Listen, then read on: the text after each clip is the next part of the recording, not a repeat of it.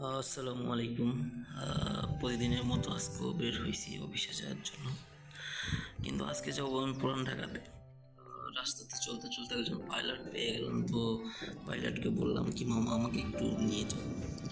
So তারপরে সে আমাকে উঠাই নিল এবং আমরা আমাদের ফ্যাক্টরিটা যেখানে, সেখানের প্রাকৃতিক ভিউ আর কি, নেচার অনেক সুন্দর। সো সেগুলো দেখতে দেখতে আমি রওনা করলাম।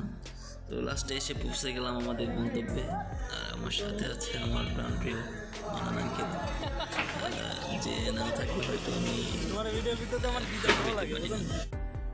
তো তার সাথে সে এমন একটা লোক যে আমরা তাকে সবাই ভালোবাসি এবং সেও আমাদেরকে অনেক ভালোবাসে।